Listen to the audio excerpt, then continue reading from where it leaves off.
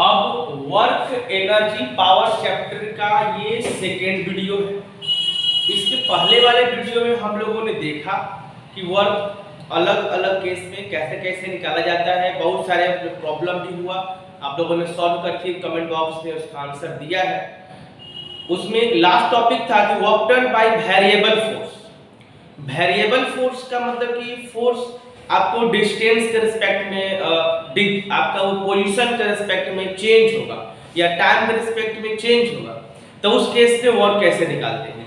तो उसका तरीका क्या था कि फोर्स और डिस्प्लेसमेंट का आप इंटीग्रेट कर देंगे, लिमिट गिवन रहेगा प्रॉब्लम में, अंडर लिमिट, तो आपका वर्क मिलेगा। आज का हम लोग वीडियो शुरू करेंगे क्वेश्चन से। क्वेश्चन लिखेंगे, if a force 2x plus 3x square plus 4x cube, 2x plus 3x square plus 4x cube applied on a body, find the work done when body displaced from 1 meter to 2 meter। Work बताना है जब body 1 metre से displace होकर 2 metre पर चल जाती है तो वर्क डन क्या होगा। पहला प्रॉब्लम हो। दूसरा प्रॉब्लम है आपका, if a force applied on a body of mass 3 kg, if a force applied on a body of mass 3 kg and body displaced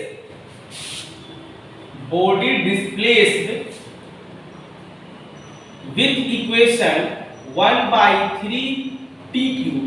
यहां देखेंगे डिस्प्लेसमेंट टाइम के टर्म में वेरी कर रहा है। What is work done from time 1 second to 3 second. 3 kg की body पर force लगाया गया तो बॉडी डिस्प्लेस करता है 1/3 t क्यूब के डिस्प्लेसमेंट के टर्म में। आपको वर्क बताना है 1 से 3 सेकेंड के बीच में वर्क डन क्या होगा। ये वेरिएबल फोर्स का 2 क्वेश्चन से बना के इसका कमेंट बॉक्स में आंसर बताएंगे। आज का टॉपिक हम लोग पढ़ने वाले हैं कि वर्क का नेचर कैसा होगा। हेडिंग करेंगे नेचर ऑफ वर्क। पिछली क्लास में आप लोगों ने देखा कि फ्रिक्शन फोर्स का जो वर्क डन था वो निगेटिव में था, तो वर्क निगेटिव भी होता है, जीरो भी होता है, पॉजिटिव भी होता है। तो वर्क किस केस में निगेटिव होगा, किस केस में पॉजिटिव होगा और किस केस में जीरो होगा, ये हम लोग को समझना है। हेडिंग करेंगे नेचर ऑफ वर्क। वर्क का नेचर कैसा होगा, नेचर ऑफ वर्क। हेडिंग करिए, पहला वर्क का नेचर पढ़ेंगे हम लोग। जीरो वर्क कब होगा, जीरो वर्क कब आएगा। लिखेंगे नेचर ऑफ वर्क, पहला number zero work, number 1 zero work. Zero work, तो वर्क का फॉर्मूला क्या है, force into displacement into cos theta. तो वर्क जीरो कब होगा, जब एंगल आपका 90 डिग्री का हो जाए। तो पहला केस तो ये हुआ ना कि अगर आपका जो डिस्प्लेसमेंट है वो 90 डिग्री का हो जाए। इसका मतलब क्या होगा कि 90 डिग्री का मतलब होगा कि फोर्स परपेंडिकुलर होगा डिस्प्लेसमेंट पर, एक परपेंडिकुलर एस। तो इस केस में आपका वर्क जीरो हो जाएगा ना, cos 90 का वैल्यू जीरो होता है। अब किस किस केस में ऐसा होगा ये आप कंसीडर करेंगे। अगर किसी बॉडी पर वर्टिकली फोर्स लग रहा है, ये फोर्स हो गया, और डिस्प्लेसमेंट आपका हॉरिजॉन्टली लग रहा है, इस केस में वर्क जीरो होगा। तो किस केस में भाई ऐसा होता है, अगर आप कोई अगर सपोज दैट कोई ये मैन है और ये कोई सामान अपने ए मास का कोई बैग है और ये लेकर जा रहे हैं, डिस्प्लेसमेंट ऐसा हो रहा है और ग्रेविटेशनल फोर्स mg नीचे लगेगा। Gravitational force always toward the centre of earth और इस डिस्प्लेसमेंट हो गया। तो ये जो मैन है ये बॉडी को डिस्प्लेस कर रहा है हॉरिजॉन्टल डायरेक्शन में, बट ग्रेविटेशनल फोर्स नीचे लग रहा है वर्टिकली डाउनवर्ड। तो ग्रेविटेशनल फोर्स का वर्क डन यहाँ पर जीरो होगा। क्योंकि ग्रेविटी फोर्स नीचे लग रहा है। अब कुछ लोग ऐसा बोलता है कि गलत कॉन्सेप्ट है कि ये जो मैन है इसका फोर्स तो हॉरिजॉन्टल में है और डिस्प्लेसमेंट भी हॉरिजॉन्टल में है, तो work done by man is not zero, work done by gravity is zero. Gravitational force का वर्क डन जीरो होगा। दो तीन बातें और है जीरो वर्क डन का, जैसे कि अगर कोई पेंडुलम है, देखेंगे पेंडुलम, पेंडुलम अगर आपको ऑसिलेट कर रहा है ऐसे, तो इस केस में टेंशन लगता है अपवर्ड डायरेक्शन में और डिस्प्लेसमेंट टेंजेंशियली होता है। ये डिस्प्लेसमेंट हो गया और टेंजेंट हो गया। तो पेंडुलम अगर ऑसिलेट कर रहा है इसमें भी वर्क डन जीरो होगा, क्योंकि एंगल 90 डिग्री का होता है। 90 डिग्री का एंगल सर्कुलर मोशन में भी होता है। सर्कुलर मोशन का फोर्स सेंटर की तरफ लगता है और वेलोसिटी का डायरेक्शन टेंजेंशियली होता है। पोजीशन वेक्टर और इसका फोर्स की दोनों के बीच में 90 डिग्री के एंगल होगा, तो इस केस में भी जीरो वर्क। ध्यान देंगे कोई भी ऐसा केस जिसमें फोर्स और डिस्प्लेसमेंट परपेंडिकुलर है तो उस परपेंडिकुलर के चलते work done zero. Zero work done का दूसरा केस भी है। जीरो वर्क डन तब आएगा जब बॉडी में डिस्प्लेसमेंट ही नहीं हो। अगर उसका बॉडी का डिस्प्लेसमेंट नहीं होता है तो वर्क डन आपका जीरो होगा, क्योंकि जीरो से मल्टीप्लाई करेंगे तो वैल्यू जीरो मिलेगा। तो देखेंगे कि जीरो वर्क डन लाने का स्क्रीनशॉट ले सकते हैं नोट करने के लिए। पहला वर्क डन जीरो कब होगा? जब एंगल 90 डिग्री होगा। इसका केस हो गए, एग्जांपल्स हो गए। अब वर्क डन जीरो लाने का एक दूसरा भी है कि अगर डिस्प्लेसमेंट मेरा नहीं, बॉडी डिस्प्लेस नहीं करे, तो इस केस में भी वर्क जीरो होता है। देखेंगे बॉडी डिस्प्लेस नहीं करता है तो वर्क जीरो कैसे होगा? सपोज दैट अगर कोई सर्कल में वन राउंड कंप्लीट करता है, कि जहां से चला फिर वन राउंड में वहीं पर पहुंच जाता है, तो एक राउंड में क्या होता है? For one round displacement zero होगा। एक राउंड में डिस्प्लेसमेंट जीरो, वर्क डन भी जीरो। दूसरा केस ये है कि मान लो कि मेरे पास ये दीवार है, ये दीवार है, देख अगर मैं इस पर फोर्स लगाता हूं और डिस्प्लेस नहीं हो रहा है तो वर्क डन जीरो। तो जीरो वर्क डन लाने का दो केस हुआ। पहला कि एंगल 90 डिग्री का होना चाहिए और दूसरा डिस्प्लेसमेंट ही नहीं होना चाहिए। बॉडी डिस्प्लेस नहीं करेगा तो वर्क डन जीरो होगा, या एंगल 90 डिग्री का होगा तब भी जीरो होगा। तो जीरो वर्क का दो केस। अब तीसरा वर्क का नेचर आता है नेगेटिव वर्क। तो नंबर 2 लिखना है नेगेटिव वर्क। नेगेटिव वर्क कब होगा इस समझिए।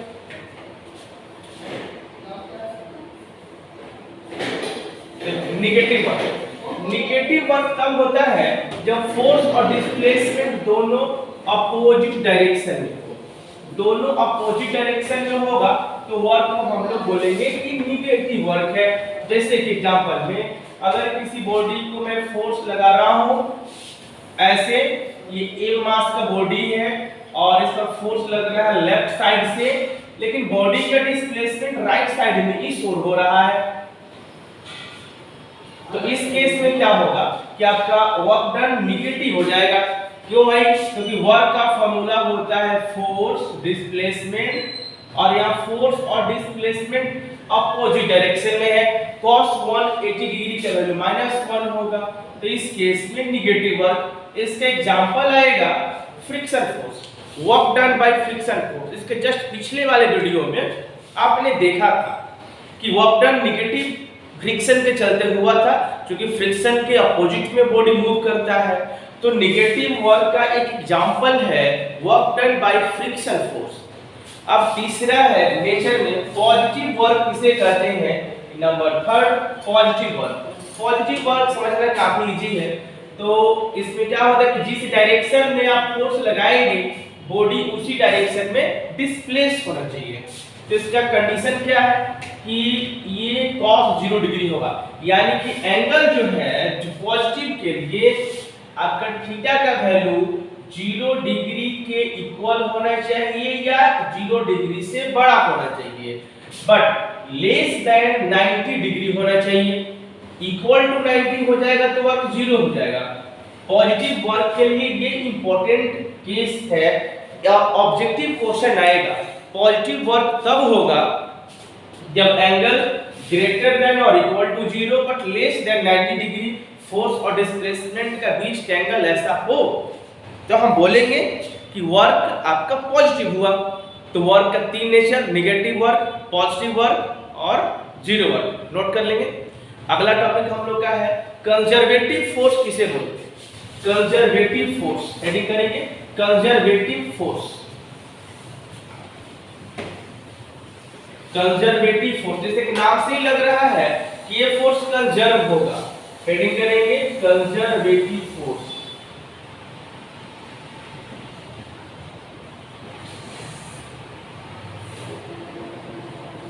देखिए कंजर्वेटिव फोर्स क्या होता है कि वैसा फोर्स जिससे अगर वर्क किया जाए तो वो वर्क पाथ पर डिपेंड नहीं करे। अगर किसी फोर्स अप्लाइड करके किसी बॉडी को डिस्प्लेस किया जाए और बॉडी अलग अलग पाथ कवर करते हुए सेम पोजीशन पर पहुंचता है, पोजीशन सेम होना चाहिए, पाथ अलग अलग होना चाहिए, फिर भी वर्क अगर सेम हो रहा है तो कहेंगे कि मैंने उस बॉडी पर कंजर्वेटिव फोर्स अप्लाइड किया है। जैसे एग्जांपल में अगर ए पॉइंट है और ए मास का कोई बॉडी, ये बॉडी डिस्प्लेस करके इस एम पर आ रहा है बी पोजीशन पर, ये हो सकता है कि ऐसे भी आ जाए, ये ऐसे भी आ जाए। मैंने ए पॉइंट का बॉडी बी पॉइंट पर तीन पाथ कवर करके जा सकता है, जैसे जब first path, second path and third path. अगर तीनों पाथ का वर्क सेम होता है तो बोलेंगे कि इस बॉडी पर जो फोर्स अप्लाइड किया गया था ये फोर्स कंजर्वेटिव फोर्स है। तो कंजर्वेटिव फोर्स का डिफिनेशन लिख लेते हैं। पहला पाथ का वर्क, सेकेंड पाथ का वर्क एंड थर्ड पाथ का वर्क तीनों इक्वल होगा। तो आप कंजर्वेटिव फोर्स का डिफिनेशन लिखेंगे। If work done by a force, if work done by a force does not depend upon the path, if work done by a force does not depend upon path, then force is called conservative force। ये figure बनाकर लिख लेंगे, इस force को conservative force बोलते हैं। Example के लिए कंजर्वेटिव फोर्स का एग्जाम्पल है gravitational force, electrostatic force and magnetic force. Electrostatic force and magnetic force को आप 12th क्लास में पढ़ेंगे, 11th क्लास में केवल ग्रेविटेशनल फोर्स को पढ़ना है। अभी हम लोग समझेंगे कि ग्रेविटेशनल फोर्स कैसे कंजर्वेटिव फोर्स है। वैसे जो फोर्स पाथ पर डिपेंड करता है वो उसको बोलेंगे नॉन कंजर्वेटिव फोर्स, वो भी हम लोग समझेंगे। पहले ये भी समझेंगे कि ग्रेविटेशनल फोर्स कैसे कंजर्वेटिव फोर्स है। ग्रेविटेशनल फोर्स को हम कंजर्वेटिव फोर्स कैसे बोल सकते हैं ये समझिए। मेरे पास तीन केस है, ये ए पॉइंट है और यहाँ पर ए मास का बॉडी है। हमने बॉडी को रेज करके यहाँ पर ला दिया, हाइट h हो गया। आपको h हाइट पर बॉडी को रेज करने पर क्या वर्क लग रहा है ये निकालेंगे। दूसरा केस ऐसा हो रहा है कि बॉडी को ऐसे ले जाते हैं थीटा डिग्री के एंगल पर, यानी बॉडी आपका यहाँ पर बॉडी यहाँ पर था, पॉइंट ए है और यहाँ पर ले जाना है पॉइंट बी है, मैंने कि हाइट इसका भी h ही है, पोजीशन एक है, लेकिन बॉडी आपका s डिस्प्लेसमेंट कवर करके यहाँ पर आए। तो ये आपका फिगर फर्स्ट, ये फिगर 2। तो दोनों फिगर में अगर सेम वर्क होता है तो बोलेंगे ग्रेविटेशनल फोर्स कंजर्वेटिव फोर्स है। आइए तीसरा केस भी ले लेते हैं।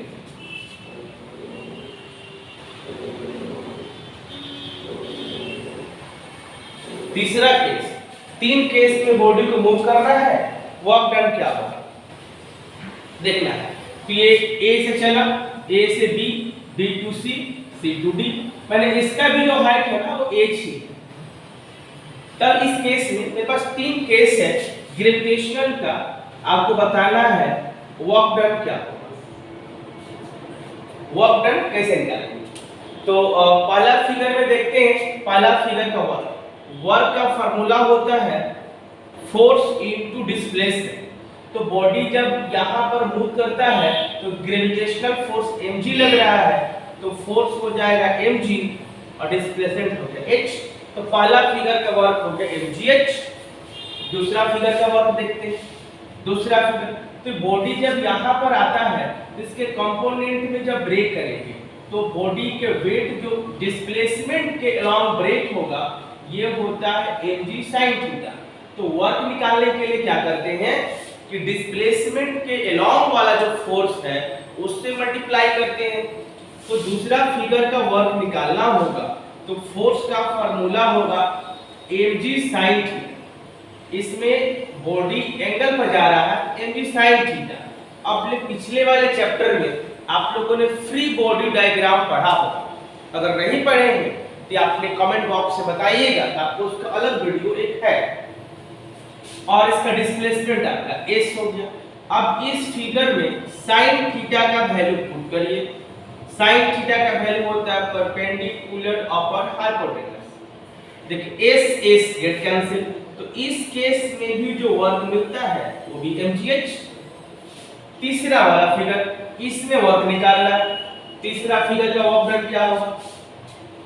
तो तीसरे में जो वर्क आप निकालते हैं वो होता है फोर्स आपका mg, बॉडी का displacement ab, mg into ab।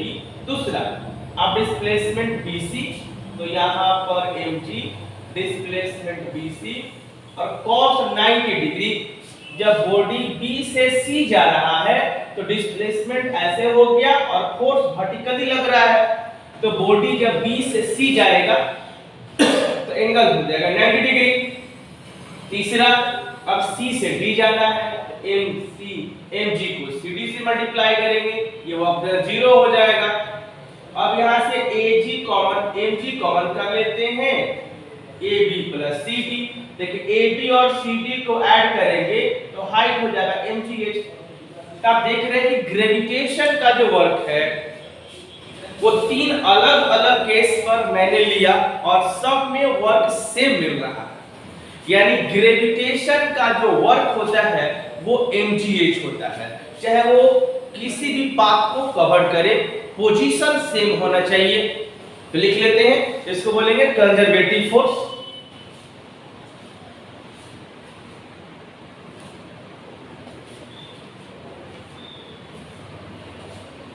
इसका स्क्रीनशॉट ले सकते हैं। अब दूसरा आता है non conservative force. Non conservative force क्या है कि अगर किसी बॉडी पर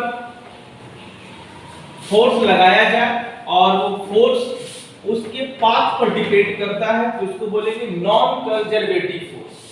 इसमें नॉन वर्ड ऐड हो जाएगा। नॉन कंजर्वेटिव फोर्स का डिफिनेशन लिखिए।